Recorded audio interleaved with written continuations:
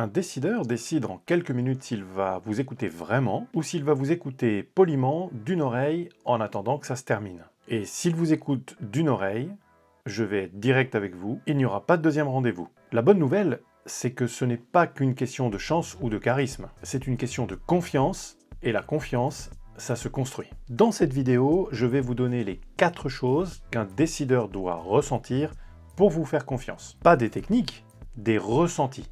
Et à la fin, vous saurez exactement pourquoi certains de vos rendez-vous accrochent et pourquoi d'autres tombent à plat. D'abord, le vrai problème. Quand on veut inspirer confiance, on fait souvent exactement l'inverse de ce qu'il faudrait faire. On déroule, on étale son offre, son expertise, ses références, on veut prouver. Et plus vous voulez prouver, plus le décideur se ferme, parce qu'il ne ressent pas la confiance, il ressent un vendeur qui a besoin de vendre. La confiance, ce n'est pas ce que vous dites, c'est ce que le décideur ressent face à vous. Et d'après ce que je vois sur le terrain, ça tient à 4 choses très précises. La première, il doit sentir que vous le connaissez. Pas lui personnellement. Son monde, son secteur, ses contraintes, ses enjeux, bref, son quotidien. Quand vous arrivez et que vous parlez son langage, que vous montrez que vous comprenez la réalité de sa boîte, alors il se détend. Il se dit, lui au moins, il sait de quoi il parle. La deuxième chose, il doit sentir que vous le comprenez. Et là, attention, je ne parle pas de façon générique. Pas je comprends, vous voulez gagner du temps. Je parle de ses enjeux, des siens, de ceux qui le concernent, lui, aujourd'hui. Et ça, vous ne pouvez le comprendre qu'en posant les bonnes questions et en écoutant sincèrement. La troisième chose, et là beaucoup de commerciaux la ratent, le prospect doit sentir que vous êtes humble.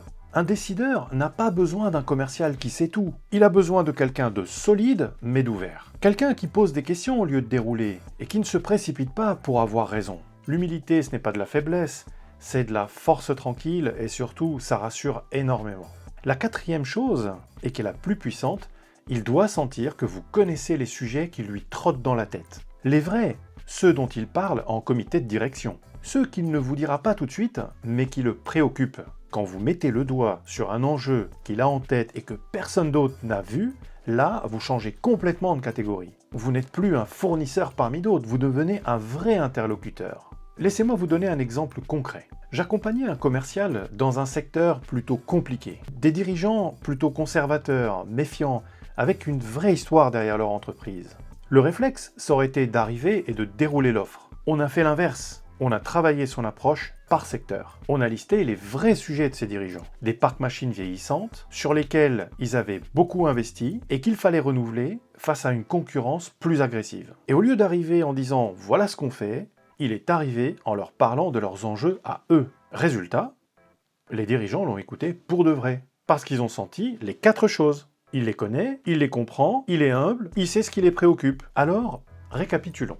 La confiance d'un décideur, ce n'est pas votre pitch. C'est 4 ressentis. 1, je vous connais. 2, je vous comprends. 3, vous êtes humble. 4, vous connaissez mes vrais sujets. Si vous connaissez ces 4 choses, le décideur baisse la garde, il vous écoute vraiment et il y a un deuxième rendez-vous. Si vous en ratez une, il vous écoute, mais d'une oreille. Alors avant votre prochain rendez-vous important, posez-vous la question. Sur ces 4 ressentis, j'en coche combien ?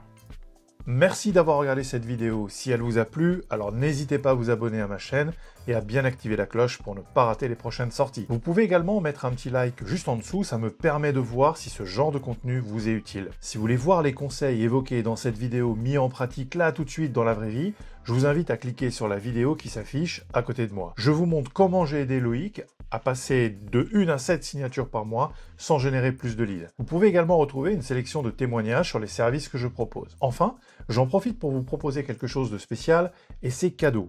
Vous pouvez évaluer votre niveau en vente B2B là tout de suite et obtenir une recommandation personnalisée. Pour cela, cliquez sur le lien dans la description de la vidéo, juste en dessous. Il vous permet d'accéder immédiatement au test et c'est 100% offert. Ça vous prendra seulement 3 minutes chrono pour passer ce test et obtenir votre recommandation.